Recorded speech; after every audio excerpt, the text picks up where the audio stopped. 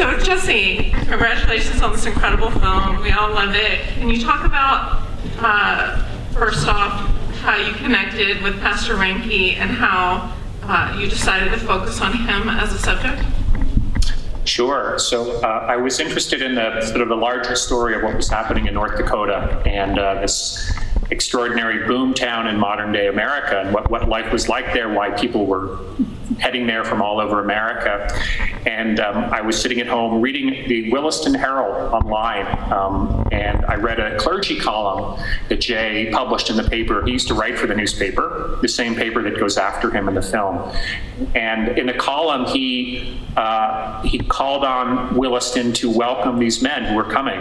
And I knew that that was a pretty unusual sentiment in the community because of the murder of Sherry Arnold. And so I called Jay, and he was very open on the phone, and he invited me to come to his church. And he said that men were sleeping there. And so I took him up on his invitation, never expecting to make a film about a pastor in a church in this oil field. But once I found my way into the church and met him and saw the extraordinary connection between him and some of these men who were staying there, I thought it was incredibly powerful. It was, for me, the very human prism into this big story that I was looking for. So, and I knew that Jay was a complicated person, and that was interesting to me. Very complicated. You managed to capture a lot of really intense moments on camera throughout the film, and one in particular, the confrontation, the potentially violent confrontation with the repossession of the RV. Can you talk about that and what your feelings were when that was happening? Sure. So yeah, there are some very, very intimate and surprising moments in the film. And, you know, I had really set out to make I guess a cinema verite film, an observational documentary, and wanting to capture scenes as they happened, and to not tell a documentary story about events that happened off camera, but to really be present for those moments. And so for me, one of the ways I wanted to try to do that was to work by myself, which is it's challenging, but very intimate, and I think it counts for the very strong relationship between myself and Jay and some of the overnighters. And so, and like I think any verite film depends on a fair amount of luck. And Jay, that was it was a surprising moment. I thought, if Jay's going to get shot, I'm gonna make sure I'm rolling. This is my main character. This is like nearly the end of the story. I mean, I knew that the church was closing at that point, and that was me. But I was going to make sure to get the scene, even if it turned out badly. So, but that's also Jay. It's just, it was wild to me that in one moment he could be threatened by a gun-wielding woman, and the next moment he's leaping out of the car to kind of wave at Amtrak, and it's sort of the most destabilized part of his story in the film, and I sort of accurately captures the kind of enormous kind of, I guess, contradictions and juxtapositions of what he was experiencing. On one hand, Pastor Ranke seems so reluctant to have attention on him and what he's doing, but yet he seems to be a willing subject to open up. Did you find that an interesting kind of contradiction?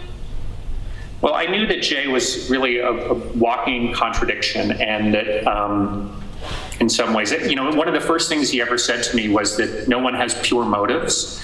And that really made me like him a lot more. And I felt like here was somebody who was doing something heroic, but he wasn't holding himself up to me as a hero, but just as a human being. And I didn't know what that meant. And I didn't feel at that point that I should necessarily try to find out.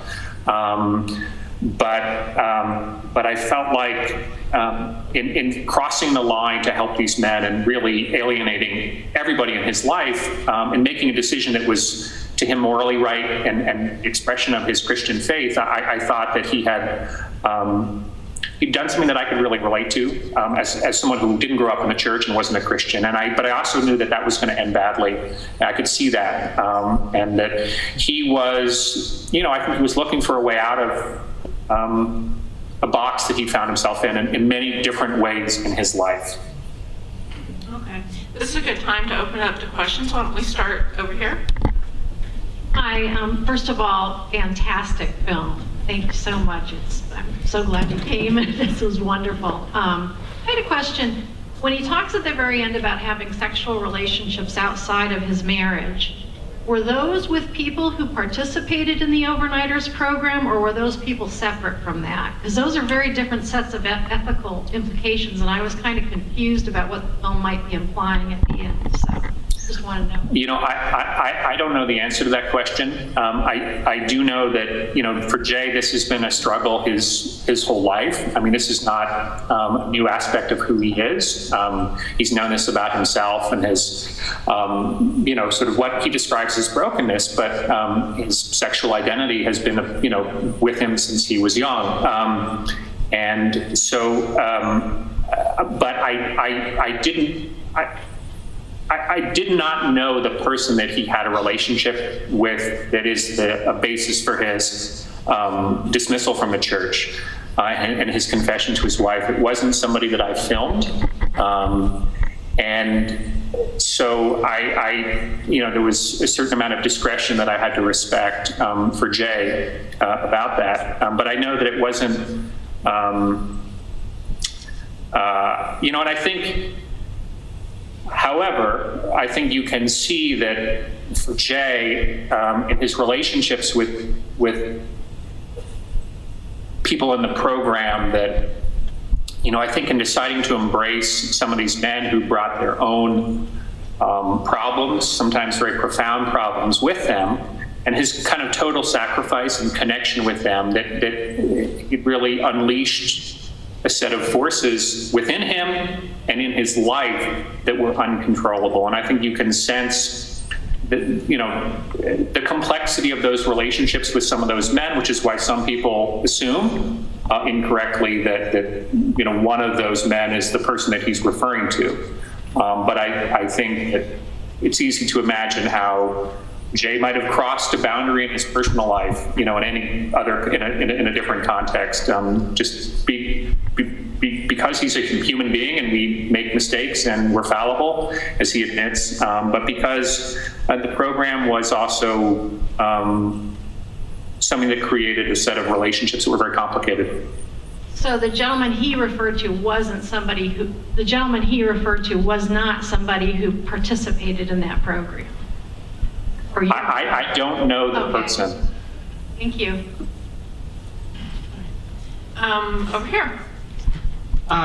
Yeah. I think, you know what, I mean, I'll say something actually just before I'm sorry, because I think this is a question that people struggle with, but I think that there's a set of interpretations about Jay's actions, and I think that there's to me, what is a very reductive interpretation, which is that, you know, was the program a kind of a cynical endeavor, or was it a purely charitable endeavor? And I think this is a film that inhabits a gray space morally, and I think that in terms of human behavior, the fact that, you know, we're all good and bad, and I think that the answer to that question, you know, is somewhere in between. Okay, go ahead, sir. Yeah, sort of related to the last question, but how did the bombshell at the end affect your choices as a filmmaker? Because it's not what you started the project thinking that you were going to be doing. And I'm thinking specifically about the scene at the end when he is confessing to his wife. I mean, he could have easily wanted you to not be there for that. And then kind of related to that, the second question is, what's the relationship between the pastor and his family now? So, yeah, the ending was, I would say, I think I experienced it, I think, in the way that probably many of you in the audience experienced it, which is, it is both incredibly surprising, but also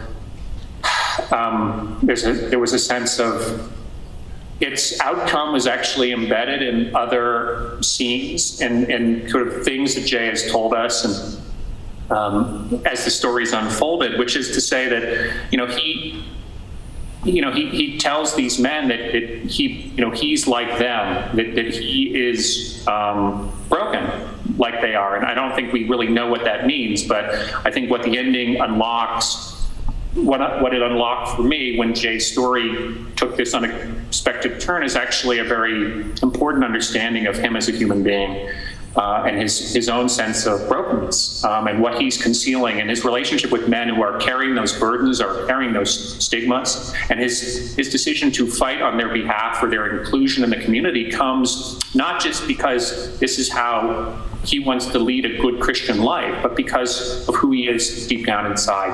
And so when this happened, it was very unexpected, but really brought great insight to him. And so I will say that the scene with his wife didn't happen in the way that he planned it. He actually didn't plan to have that conversation with her at a Econo Mart. Most of us wouldn't, but it's an unscripted scene, and in fact, what was intended to be just coffee with his wife in advance of a private and personal conversation became this conversation in part. And so necessitated a very, very long, months-long conversation between me and Jay and his wife about both the scene and the ending of the film and its inclusion in the story. And I will say that Jay's confession in the film comes directly from it is his confession to his congregation. He made a public confession to his congregation, and he invited me to film that. I mean, Jay was really quite extraordinarily open, but the congregation threw me out. But nonetheless, that is what he said. And so what I did was, I finished editing the film, and I invited Jay to come and screen it with me in private and talk about the decisions that I had made and why I'd made those decisions and why I thought it was important. And, Jay really, he's brave. He understood that. And I also said that, and I think he could see this once he saw the film as a whole, that the film has a powerful message that would resonate with audiences, that the message of the Overnighters program wasn't lost because the city of Williston had tried to erase it, and that it would carry forward, and that his humanness is actually what makes his journey and him and this experience more powerful. And so when he's actually been a big part of the film's public life, and I'll just get to your second question quickly. He's been a big part of the film's public life. He came to its premiere, and he has really embraced the conversation that this film creates, and it's a testament to his bravery that he's been willing to do that. And his family has also, they supported his decision to come to Sundance at its premiere. And he's, people hunger, as I do, for a kind of resolution to his journey, and where is he at, in his faith and in his sexuality and in his life. And the answer is that he's on a journey. He's got children at home in Williston. He's still staying there, trying to work in the oil field to make a living and to support his family. And he's still, he's been out of the home and back in the home, but he's also living a life with this movie in which he tells the world who he is. And I think Jay's living two lives, and whether he will ultimately reconcile, these parts of himself or not, I think is a question that he can only answer for himself. Okay. I thought there was a question over there, but not no longer. Any other questions from the audience? Comments? Yes. If you could repeat it for me to the director. Are there people still coming to Williston looking for work? And is that a problem that they're staying in the city now? That is true. Many people continue to come to Williston, to Western North Dakota. Job growth, it continues to be the best place in America to get a job if you're an unemployed tradesman. So the city of Williston is continuing to explode. It has yet to provide or find a solution to this problem of Williston has become the most expensive rental market in the United States, surpassing New York and San Francisco. So they're building housing, but they can't build it fast enough. So unfortunately, people still sleep in their cars, they camp out. I mean, nothing's changed. And it would be tempting to see Williston as an anomaly. It is, in a way. It's record growth, it's wealth and abundance, it's immigration influx. But in fact, I think this question of affordable housing and the choices Jay makes to help these people, I find that they're actually relevant in the town where I grew up, which is Palo Alto, California, a very progressive prosperous community that is grappling with a similar problem of both affordable housing and a transient homeless population, some of whom work, some of whom don't. And it's actually a community that's been very uncharitable. So I think it's not just that Williston's a bunch of bad guys. I mean, it's that, it's a question that communities in suburban Maryland and Virginia are grappling with. And so I think hopefully that's a conversation that the film can contribute to, not just, hey, look at Williston, this crazy boom town. It's really about social inequality and affordable housing and this kind of new migratory class of Americans who move to work and may have a job, but can they afford to live there? All right, we have time for just one last question over here.